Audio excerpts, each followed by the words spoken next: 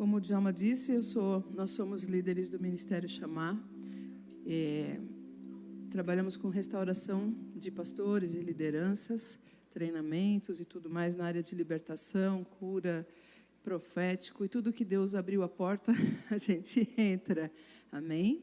E eu trabalhei durante 25 anos com a doutora Neuza Tioca no Agape Reconciliação. Algumas pessoas que fizeram o curso lá talvez tenham me visto por lá. E o Senhor tem nos dado graça. Amém? Eu queria que você abrisse sua Bíblia agora, no livro de 1 Reis 19, 13.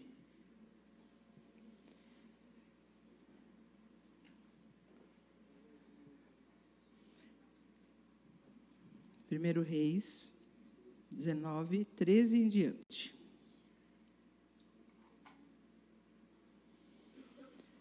E sucedeu, ouvindo-a Elias, envolveu o seu rosto numa sua capa e saiu para fora. E pôs-se à entrada da caverna, e eis que veio a ele uma voz que dizia: Que fazes aqui, Elias? E ele lhe disse: Eu tenho sido em extremo zeloso pelo Senhor, Deus dos exércitos, porque os filhos de Israel deixaram o teu concerto, derribaram os teus altares, mataram os teus profetas à espada, e eu fiquei só, e buscam a minha vida para me tirarem. E o Senhor disse: Vai, volta pelo teu caminho para o deserto de Damasco, vem e unge a Azael, rei sobre a Síria, também a Jeú, filho de Nissi, ungirás a rei de Israel, e também a Eliseu, filho de Safate, de Abel-Meloá, e ungirás profeta em teu lugar. E há de ser que o que escapar da espada de Azael, matá-lo-á Jeú. O que escapar da espada de Jeú, matá-lo-á Eliseu. Também eu fiz ficar em Israel 7.000, todos os joelhos que não se dobraram a Baal, e toda a boca que não o beijou. E partiu Elias dali, e achou a Eliseu, filho de Safate, que andava lavrando com 12 juntas de bois diante dele, e ele estava com a 12ª. Elias passou por ele e lançou a sua capa sobre ele. Então deixou ele os bois, correu após Elias e disse: Deixa-me beijar o meu pai e a minha mãe, então te seguirei. E ele disse: Vai, e volta, porque eu tenho... você sabe o que eu tenho feito. E voltou, pois, de trás dele, tomou uma junta de bois, matou e com os aparelhos dos bois coziu a carne e a deu ao povo, comeram, então se levantou e seguiu Elias e o servia. Existe uma realidade nesta questão. Pelo que eu entendi, os temas relacionados com a nossa palavra de hoje está ligado com liberação, ativação e destino. Todo mundo conhece a história de Elias.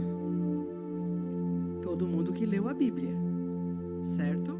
Todos que têm um contato com a palavra. E normalmente a gente tem uma visão muito deturpada a respeito desse momento de Elias. Porque alguns pensam que Elias foi fraco. Alguns pensam que Elias estava fugindo de uma mulher. Elias estava enfrentando uma das maiores batalhas da sua vida. Porque ele não estava apenas vindo de um momento onde estava no seu dia a dia. Ele não estava no seu dia a dia. Ele tinha enfrentado cara a cara toda a força de Jezabel e de todos os seus coordenados, vamos chamar assim. Quem era Jezabel? Jezabel era uma mulher que operava com um espírito específico, um espírito de destruição, um espírito de encantamento, de sedução, um espírito que invocava e evocava adoração a quem? A Baal e a Astarote, que na verdade estavam ligados diretamente à Rainha do Céu, espíritos de alta hierarquia. Elias não foi apenas um fugitivo de uma circunstância qualquer.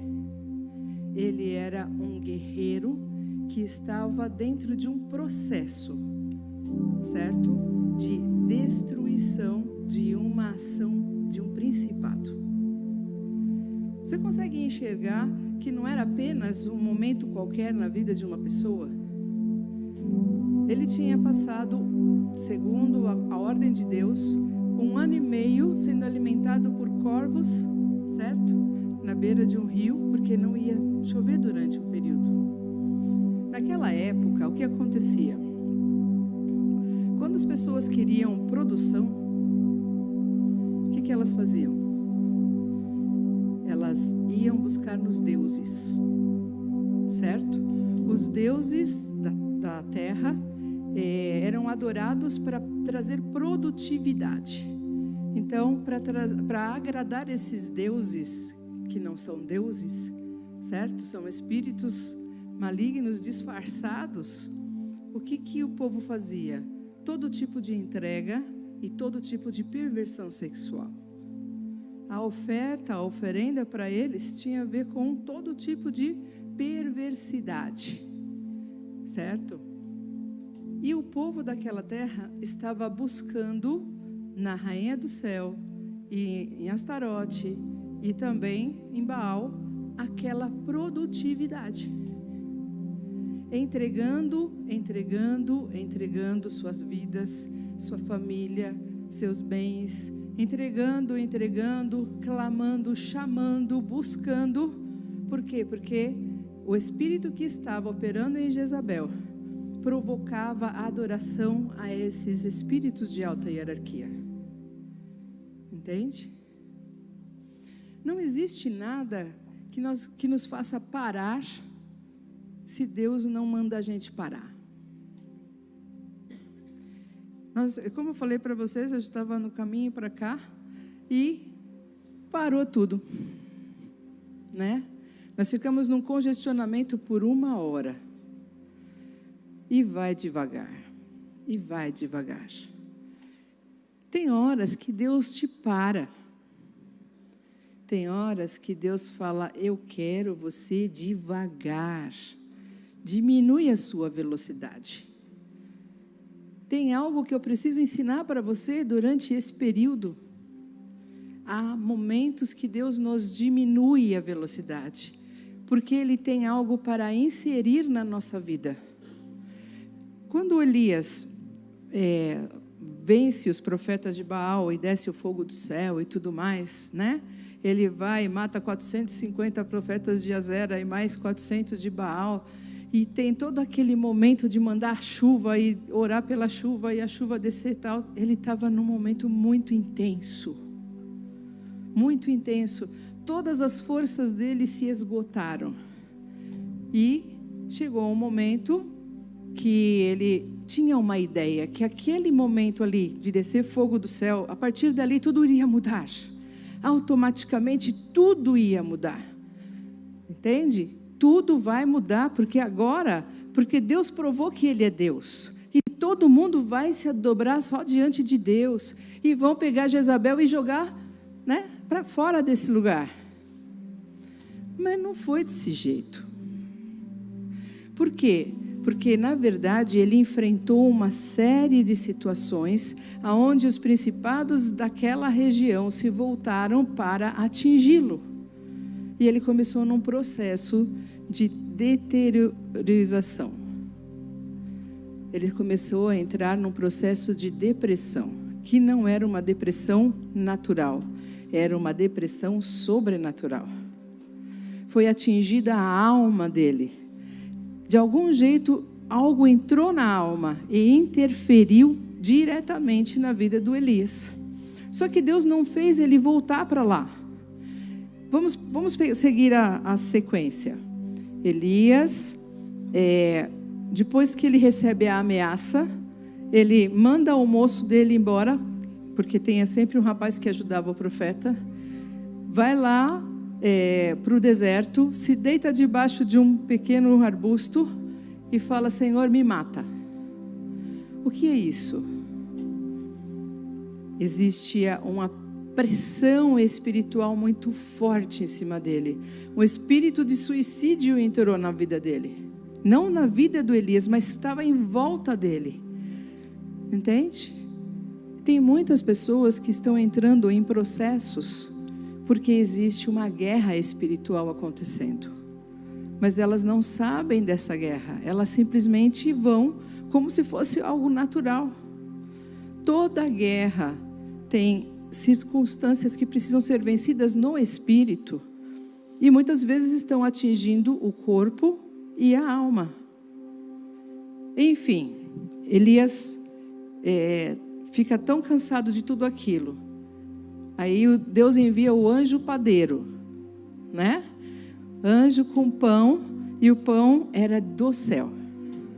Um pão especial forte, porque ele precisava recuperar o seu corpo, certo? Estava muito defasado, muito problemático. Depois ele precisava recuperar o seu sono. Então Deus restaurou o corpo, alma e espírito.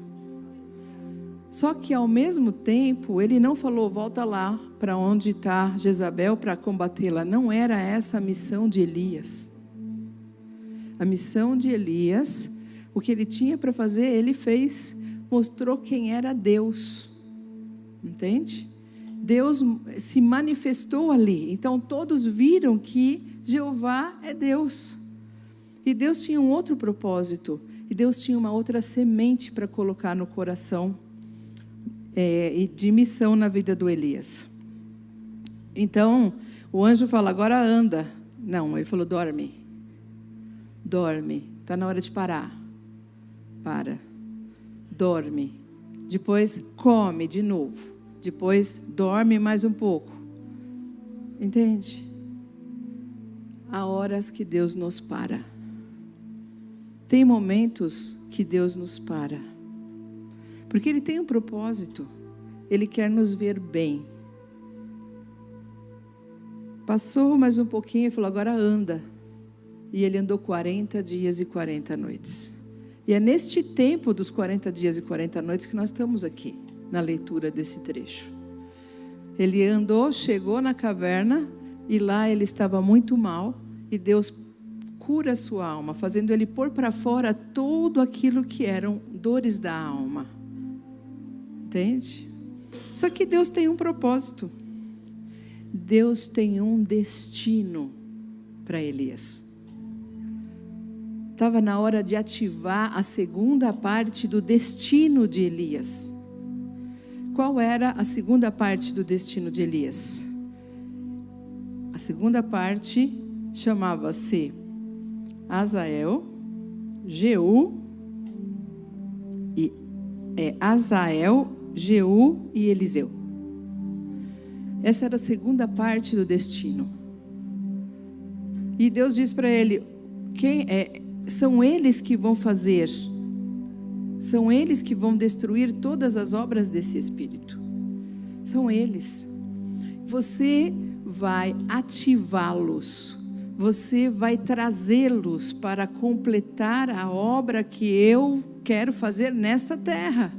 É o tempo, mas não é o teu tempo agora é de mentor, você vai mentorá-los, você vai mudar a história deles, porque a sua experiência vai fortalecer a vida deles.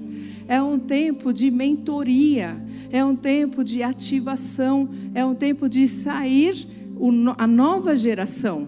A nova geração precisa começar a assumir o seu espaço. Sabe, muitas vezes nós estamos parados porque nós achamos, já terminou a minha, terminou a minha missão aqui na terra, não consigo mais olhar para frente, está tudo certo, eu vou ficar lá no cantinho. Tem uma missão para você. Existe um Eliseu para você ministrar. Existe um Eliseu que vai mudar a história do povo que ele vai herdar como profeta. Você sabe que logo depois deste momento em que Eliseu assume o quê? Assume ser o moço de Elias. Ele anda com Elias. Ele é o discípulo de Elias. ele ama Elias, mas ele ama o Deus de Elias. Ele se apaixona pela paixão que Elias tinha por Deus. Entende? Elias era um homem apaixonado, desesperadamente, loucamente apaixonado por um Deus que manda ele parar no deserto e ficar lá comendo comida de corvo. Isso é uma coisa apaixonante. Sabe? Qual é a história que você tem?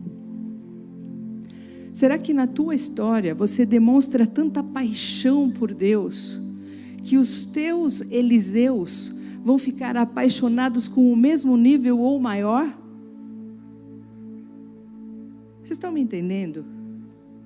Qual é o nível de paixão por Deus? Qual é o nível de amor, de profundidade, de relacionamento que você tem com Deus, que faria o seu discípulo ficar desesperado para ser igual a você, ou para ter as mesmas experiências ou ainda maiores? Muitas vezes nós olhamos para as situações do dia a dia e falamos assim: já deu, já fiz, eu fiz tudo por Deus, olha só o que Ele fez comigo.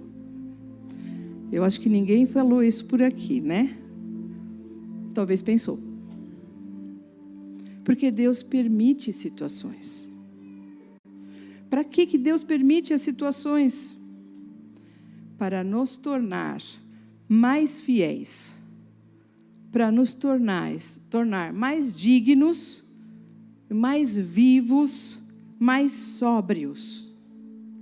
As dificuldades que Deus permite que nós passemos são para nos tornar melhores, para nos tornar filhos de Deus, com ousadia, dizer: eu venci, eu passei pela prova dando glória, como diz a música e o poeta.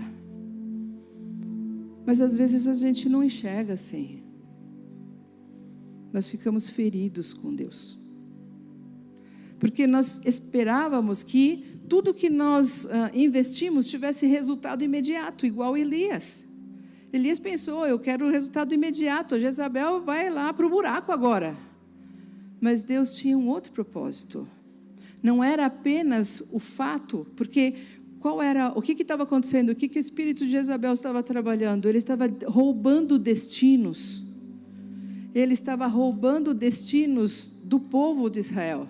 Ele estava tirando os destinos que Deus tinha traçado para aquele povo. Entende? O que Satanás deseja? Roubar destinos, cancelar o projeto, impedir a chegada na linha de chegada lá.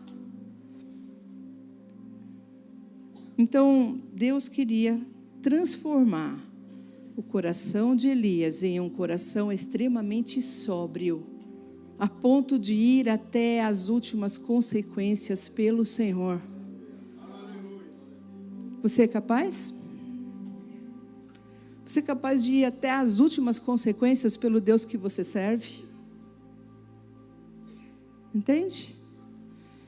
Será que os discípulos que Deus colocar na sua mão, os seus Eliseus, será que eles vão ser como Eliseu, que pediu a porção dobrada do que estava na vida de Elias? Ou será que eles vão ter certas porções dobradas que não deveriam existir na vida deles? Porque existe essa questão. Nós não podemos negligenciar. As pessoas aprendem mais com o que elas veem em nós do que com aquilo que nós falamos. As pessoas aprendem mais e se moldam mais naquilo que você faz do que naquilo que você fala. Entende? Desde a sua casa, desde a sua primeira célula, que é a sua família, desde os seus filhos, desde todo aquele campo que Deus deu para você na igreja, seja a área de atuação que você tiver. A área profética é linda, maravilhosa, mas o profeta precisa ser forte. O profeta não é só aquele que diz: eis que te digo. Não é aquele que vai trazer adivinhação gospel. O profeta é aquele que conhece a Deus, que anda com Deus, que sabe o que Deus pensa, e que ainda que Deus não fale uma palavra, ele fica esperando até que venha a direção. Profeta é aquele que ama ao Senhor de uma maneira tão intensa, que ele acaba deixando a sua própria vida, para que Deus viva através dele. É esse nível de ativação profética que Deus quer fazer. Entende? Não só com você, mas com todos aqueles que caminham com você. Com todos aqueles que caminham conosco. Temos um chamado, é lindo, maravilhoso, mas será que nós temos dignidade suficiente para que, quando alguém olhar o nosso chamado, falar, essa pessoa é de respeito. Essa pessoa é de respeito. Não fale palavrão perto dela que ela é crente. Cuidado com as piadinhas, ela é crente. Lá em 1900 e qualquer coisa, a coisa era assim. Né? Nós que somos tão jovens, vivemos essa realidade. A pessoa olhava para o cristão e respeitava o cristão. De um tempo para cá, o cristão está se amoldando. E nós precisamos parar com esse negócio. Olhe para dentro de você. Nós precisamos ter um tempo de olhar para dentro de nós. O que te faz perder a ousadia diante de Deus? Mas o que é que te faz você ousado diante do mundo? As pessoas que estão ao seu lado, elas estão vendo a sua vida. Mas Deus também está.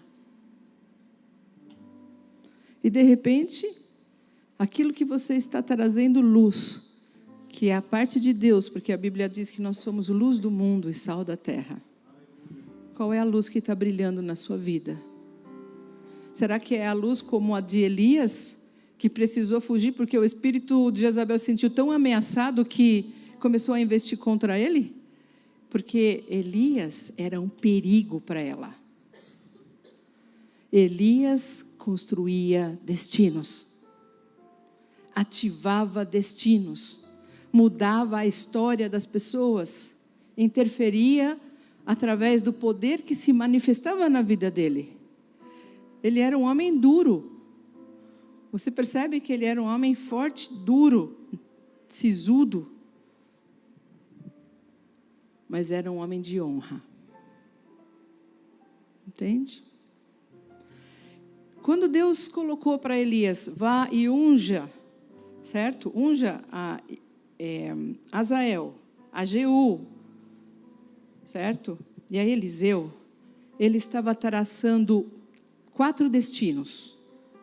Ele estava traçando o destino de Azael, que seria o rei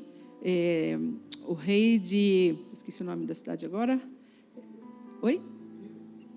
Isso. Jeú, que seria o rei de Israel. E ele estava traçando o destino de Eliseu, que iria interferir profeticamente em todo o espaço. Mas ele também estava traçando o destino do espírito de Jezabel. Entendeu? Porque ele diz, aquele que escapar de um, não escapa do outro.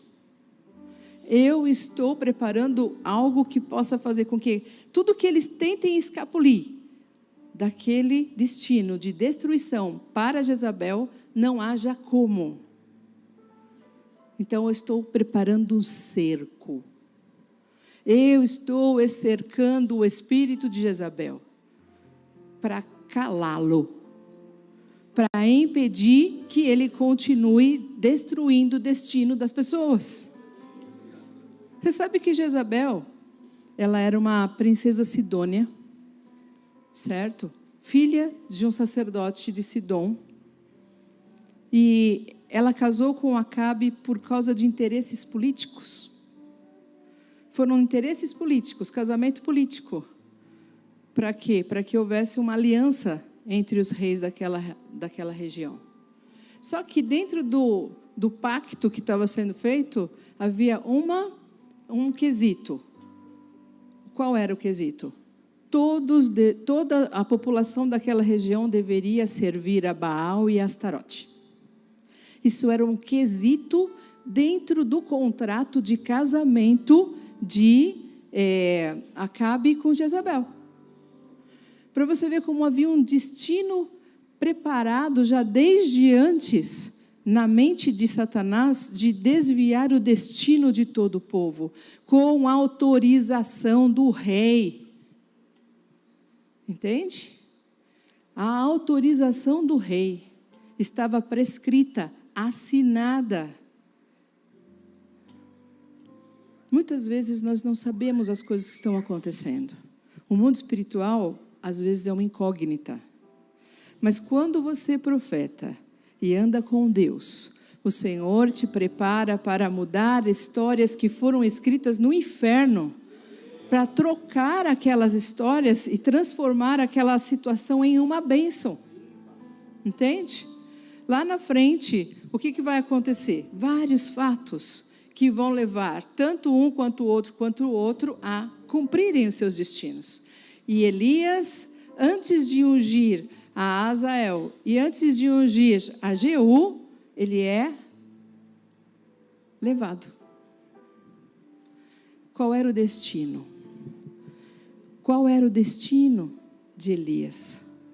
O maior de todos, estar com Deus. Entende? É um destino excelente, maravilhoso. Ele vivia com Deus o tempo todo aqui.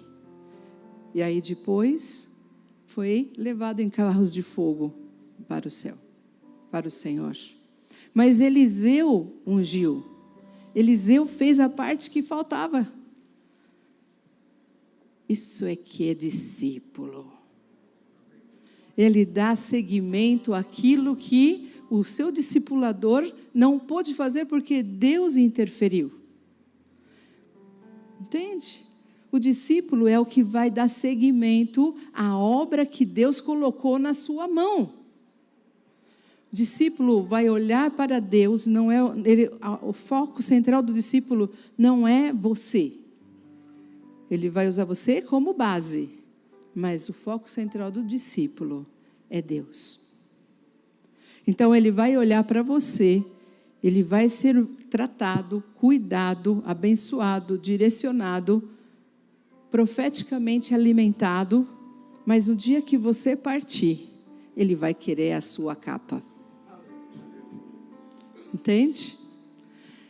Eu acho assim muito interessante, porque no dia que Elias, vai ser arrebatado, como todo profeta, o pessoal sabia, porque Deus compartilha. E Eliseu ficava perseguindo Elias, querendo algo.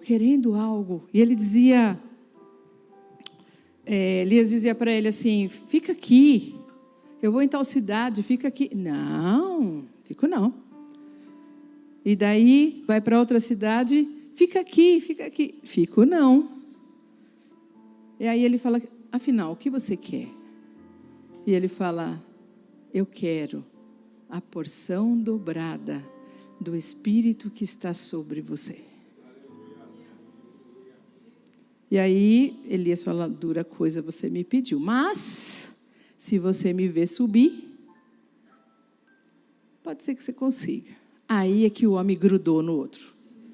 Aí é que o homem grudou e vai, aonde Elias vai, lá vai o Eliseu, e aonde Elias vai, lá vai o Eliseu, porque ele tinha um propósito, ele queria o que vinha de Deus. Na hora que ele chegou no local, especificamente, que Deus enviou os carros de fogo, e o Senhor começou a levar Elias. Eliseu não chorou, Eliseu não falou, Senhor, e agora o que eu faço sem você? Você é o meu ídolo. Não. Ele olhou para Elias, Elias, cadê a unção? E aí ela desceu a capa. Quando ele pega a capa, ele lá quer saber, ele não se preocupa com Elias, sabe que Elias está com Deus. Ele vai atrás da capa, e ele pega aquela capa, chega na beira do Jordão e fala, onde está o Deus de Elias? E lá a água abre. Por que Deus fez isso? Porque Ele sabia a paixão que aquele homem tinha pelo Deus de Elias. Você precisa liberar essa paixão na vida dos seus discípulos. O amor profundo que suporta todas as coisas pelo amor a Deus, que vive todos os propósitos de Deus, ainda que sejam difíceis demais para você. Este propósito vai levar você a crescimento, a maturidade, a mudança de mente. Você vai amadurecer tanto que daqui a pouco qualquer tipo de situação não vai te abalar mais, porque você conhece Deus. E Ele vai se revelando, e Ele vai se revelando, e você começa a ter história para contar. Entende? Você pode chegar diante das pessoas e falar, olha, Deus fez isso na minha vida. Ah, tá, Ele fez, eu também quero.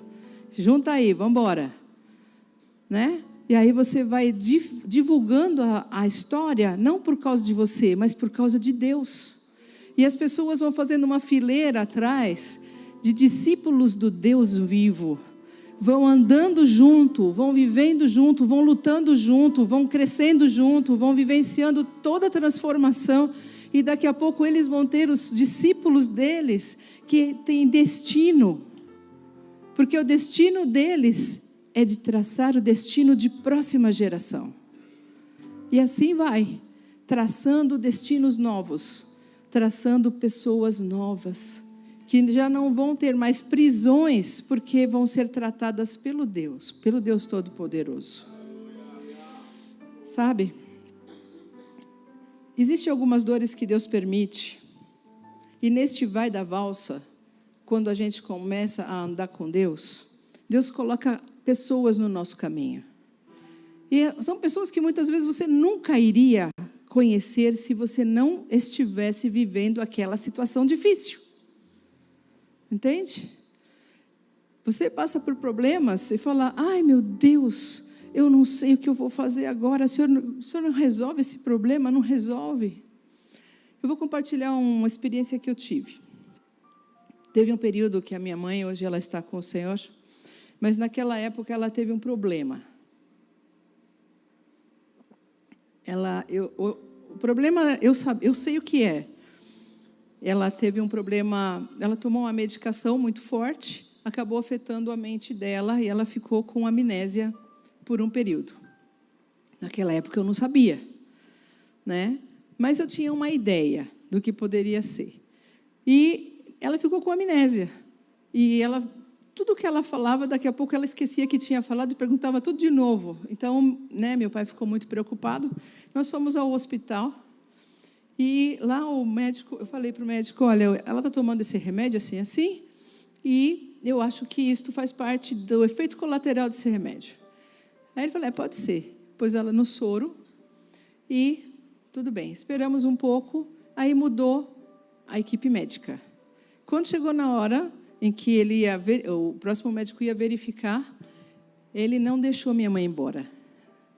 Ele fez a minha mãe ficar lá, na enfermaria, que era um lugar onde passava todas as pessoas antes de ir para o quarto. Ela ficou ali naquela enfermaria e o médico falou, fica aí. Eu falei, Deus, o senhor tem um propósito. Não é possível que o senhor vai me fazer ficar parada aqui, junto com a minha mãe, que não tem nada, por causa de nada. E aí eu falei, bom, já que eu estou aqui, eu entendo que o senhor quer que eu fale de Jesus para as pessoas que estão aqui, certo? Então, comecei.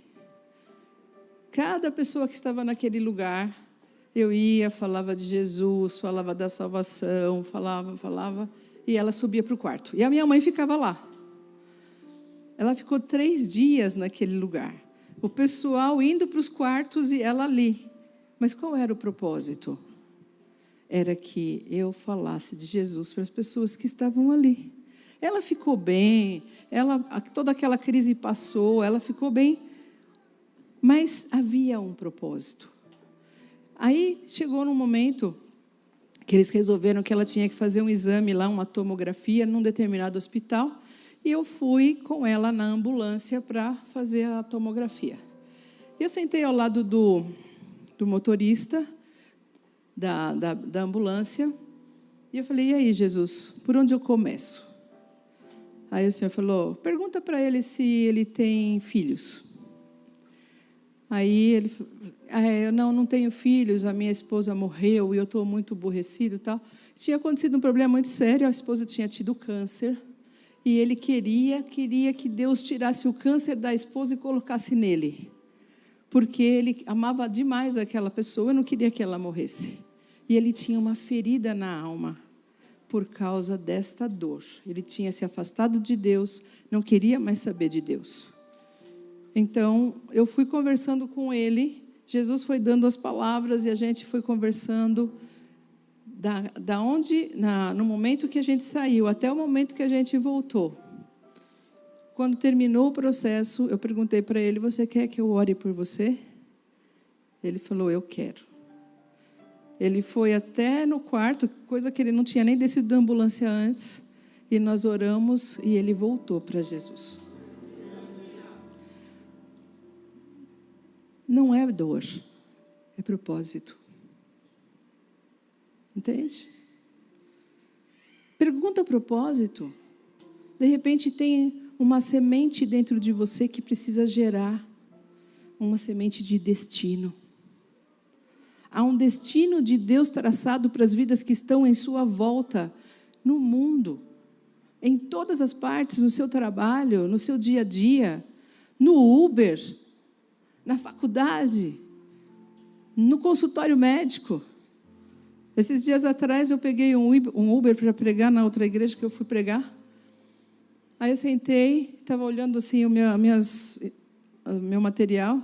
Aí o Senhor falou, não vai falar não? Falei, tá bom, Jesus, vamos lá. E comecei a conversar com o motorista do Uber. Falamos, e aí ele parecia uma pessoa muito interessada, católica e tal. E eu fui conversando sobre o plano da salvação, e ele interessado. Quando chegou no final da corrida, eu falei, você quer receber Jesus como Senhor? Ele falou, eu quero. Aí, eu orei com ele, ele recebeu Jesus, eu desci do Uber. Entende? Há coisas que Deus coloca, pessoas que coloca no seu caminho, porque você tem a semente do destino dessa pessoa. Está dentro de você, é o Espírito Santo que vai passar para ele e vai entrar e vai traçar um destino novo. O que você tem feito com as sementes que Deus tem te dado?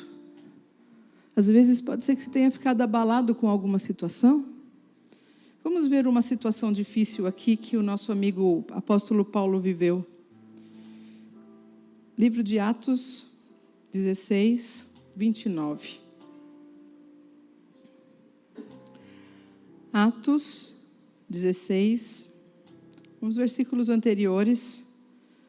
Paulo estava na cidade de Filipos ali, estava entre Troade e Filipos, e ele começa a pregar. Deus tinha mandado o macedônio aparecer para ele, para chamá-lo, para pregar o evangelho ali, ele foi. Quando ele chega naquela cidade, tinha a pessoa que era uma adivinha, e ficava em volta dele falando, este é um homem que fala do Deus vivo, tal. E ele percebeu que aquele era um espírito de adivinhação. Foi lá e repreendeu, e o senhor daquela moça, porque ela era escrava, ficou muito bravo, porque não tinha mais, o dinheiro que ela rendia para ele, e mandou ele para a prisão. Mas só que ele não foi assim, meu querido Paulo, vamos para a prisão. Você fez uma coisa muito feia, então você vai ficar preso. Não foi isso. Eles pegaram Paulo, chicotearam e colocaram preso lá no fundo do cárcere, com os pés no tronco. Ele e Silas. Situação difícil. O que você faria se a metade disso tivesse acontecido com você? Não, a metade não, um quarto. Só da pessoa falar para você, não quero mais andar com você, você já fica triste, abatido. Qualquer rejeição já te abate. Te joga no chão, te pisa. que Paulo fez? Fez um culto, adorou ao Senhor, cantou, estava lá no escuro, um lugar horrível, porque você imagina, a pessoa fica presa, não tem nem higiene naqueles espaços. Ele estava todo ferido, todo machucado, aquelas, chicotadas deviam estar ardendo, doendo. Ele estava adorando. Aquela adoração mudou a história, não só de Paulo, mas mudou a história de todas as pessoas que estavam dentro daquela prisão, e principalmente a do carcereiro. Talvez Paulo nunca conheceria aquele carcereiro se não fosse daquele jeito. Talvez aquele carcereiro nunca ouvisse falar do Evangelho com o poder que ele viu quando o chão tremeu e todo mundo ficou lá, ninguém foi embora, e aconteceu aquele alvoroço dentro daquela prisão. Aquele carcereiro precisava daquela experiência. E Paulo se sujeitou para gerar a igreja de Filipos. Porque ali nasceu o destino da igreja de Filipos na vida daquele carcereiro. Qual é o destino que está na tua mão? É o destino de quem? Qual é o propósito que Deus colocou na sua vida? Quais são as pessoas que estão à sua volta? De quem é a semente do destino que você carrega? Pare de olhar para trás. De olhar, antes eu era feliz, agora tudo deu errado, só está dando errado. Quando a gente estava ali no trânsito lá, 1 hora esperando chegar, e a gente vendo a hora correr e queria estar aqui, não conseguia, porque estava tudo entupido o trânsito. A gente orou, a gente guerreou, a gente deu voz de comando, a gente chamou o povo para orar, intercessão para todo lado, e nada de abrir a porta, e nada do trânsito abrir, e os caminhões tudo no meio do caminho, aquela situação difícil. O que fazer? Adorar. Simplesmente adorar. Quando você adora, você está concordando com Deus. Você está dizendo, Senhor, o Senhor é soberano. Sabe? Aquela palavra de Abacuque, ela é muito séria. Nós cantamos ela muitas vezes em verso e prosa. E dizemos, ainda que a figueira não floresça, e nem haja fruto na vide, e o fruto da oliveira minta, todavia me alegrarei, todavia me alegrarei, todavia me alegrarei. É fácil cantar. Mas quando você plantou uma vinha que não dá vinha, que não dá uva, quando você plantou uma oliveira que não, o fruto está mentindo, quer dizer, não está acontecendo, não aos seus olhos, não está acontecendo. O seu rebanho não está dando nada, morreu tudo. O que você vai fazer? Ainda que a figueira não floresça, e nem haja fruto na vide, e o fruto da oliveira minta, todavia me alegrarei, todavia me alegrarei, todavia me alegrarei. Você se alegra no Senhor? Existe uma esperança no seu coração? Está na hora de sair da caverna. Muitos têm estado escondidos na caverna, e era um tempo de caverna, mas está na hora de ungir Jeú. Está na hora de ungir Eliseu, de traçar o destino da vida de Jezabel. Está na hora de arrebentar. Está na hora de sair. Saia de dentro de você mesmo. Saia de dentro das tuas dores. Saia de dentro das tuas, dos teus tropeços. Muitas pessoas ficaram presas nos seus próprios tropeços. Erraram. Não quiseram se corrigir. Ou se corrigiram, mas ficaram com peso de culpa. E o Senhor diz que levou sobre si todas as nossas culpas. O castigo que nos traz a paz estava sobre Ele. E pelas suas pisaduras, nós somos sarados. Seja sarado. Seja sarado no seu espírito. Confesse o seu pecado. Peça perdão ao Senhor. E receba a palavra de Deus que diz que quando nós confessamos o nosso pecado, o Senhor é fiel e justo para perdoar os pecados e nos purificar de toda a injustiça. É o momento de sair da caverna. Ouça a voz do Senhor, está te chamando. Sai da caverna. Sai da caverna. Vem falar comigo. Eu quero te passar o próximo momento da sua vida. Eu quero te ativar para você ativar a outros. Eu quero te levantar para você levantar outros. Porque o plano de Deus não acaba. O plano de Deus é eterno, como Ele é eterno. Amém? Fecha seus olhos um pouquinho.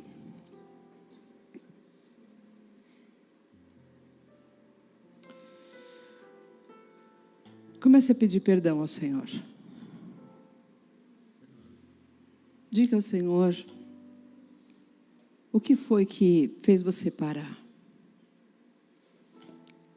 Se as ameaças de Jezabel fizeram você parar, e você agora está nesse momento de libertar-se das dores que ela causou.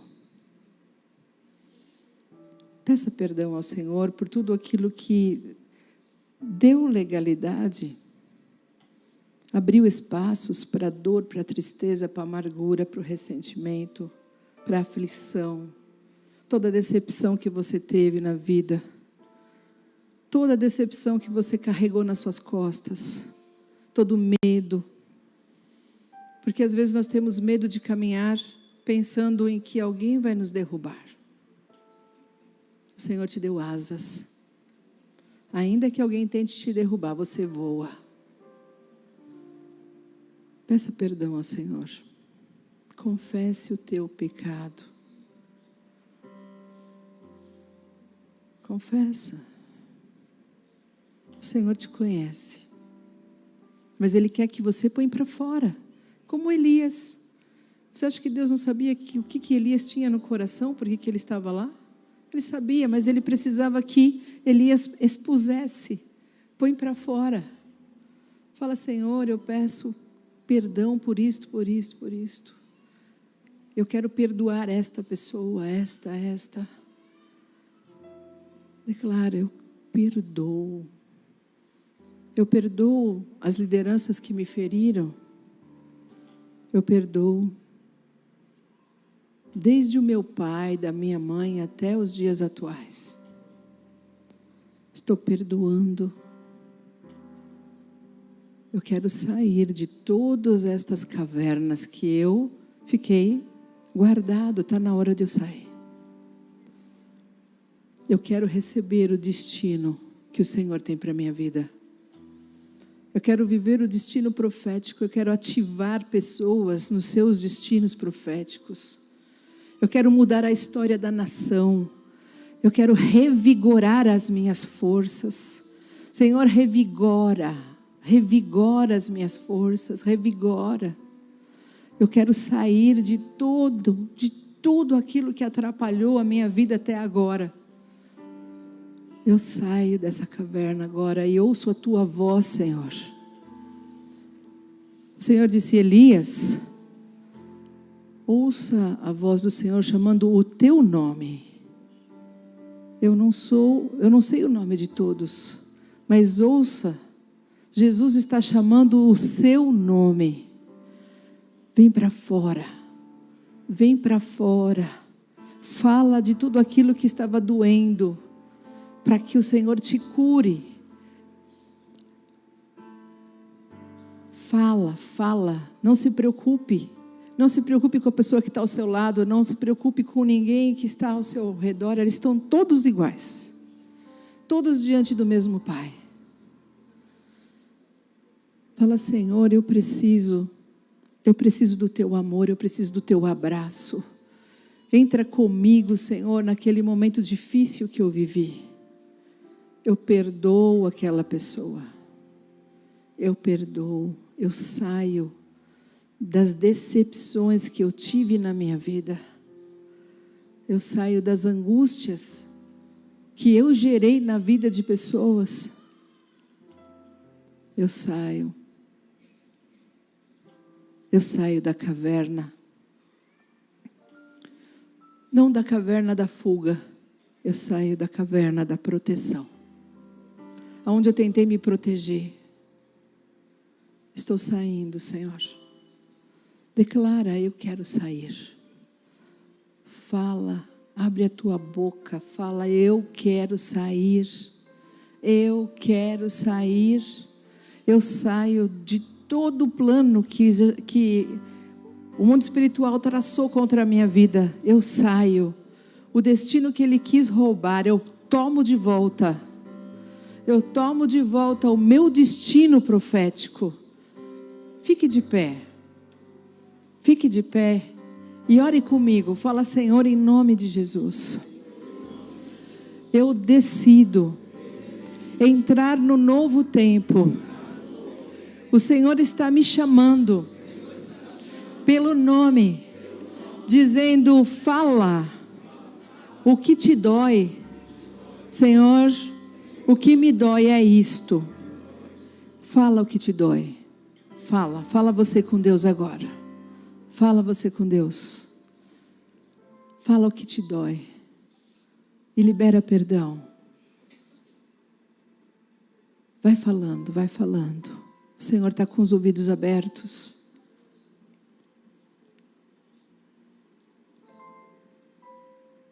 Fala comigo agora, Jesus. Eu perdoo todas as pessoas que interferiram negativamente na minha vida, no meu destino, na minha história, na vida da minha família, nos meus queridos, no meu chamado ministerial. Eu perdoo, em nome de Jesus. Estou liberando, eu libero a vida deles, eu deixo ir, eu não vou segurar mais, em nome de Jesus, eu retiro. Faça comigo assim, como se estivesse tirando uma mochila das suas costas. Fala, Senhor, eu retiro todo o peso que eu carreguei durante todo esse tempo, o peso da dor, da culpa, da angústia, todas as pedras que eu coloquei nas minhas costas, eu estou tirando, profeticamente, entrando no novo tempo agora, para que as minhas asas possam ganhar volume. Tudo que atrapalhou o meu crescimento ministerial, seja retirado, em nome de Jesus, e seja ativado agora, as asas de águia, porque eu vou voar, conforme a tua palavra, que diz que aqueles que estão com o Senhor, ganham asas como águias. Eu ganho as asas do destino profético, que o Senhor tem para a minha vida, e para a vida daqueles que eu gerarei.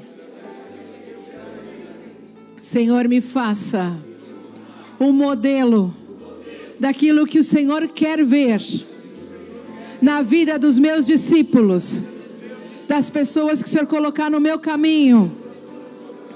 Eu quero ser reconhecido pelo poder do Senhor, pela presença do Senhor na minha vida, por ser conhecido como filho de Deus. E que aqueles que vierem após mim sejam melhores do que eu. No Senhor, eu os abençoo. Eu abençoo todos aqueles que virão a viver o destino profético deles a partir da minha vida. Eu já os abençoo aonde eles estiverem, em nome de Jesus. Que eles venham e que eu saiba que tudo é para a tua glória.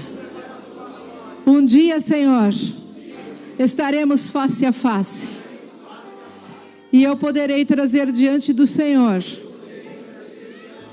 todos aqueles que o Senhor confiou a mim, e o Senhor verá o fruto do teu penoso trabalho e se alegrará, em nome de Jesus. Aleluia, glória a Deus, aleluia, aleluia. Tome posse de tudo aquilo que foi falado, não deixa nada escapar, não deixa essa palavra voar pela janela, ela é sua, toma posse, em nome de Jesus, aleluia.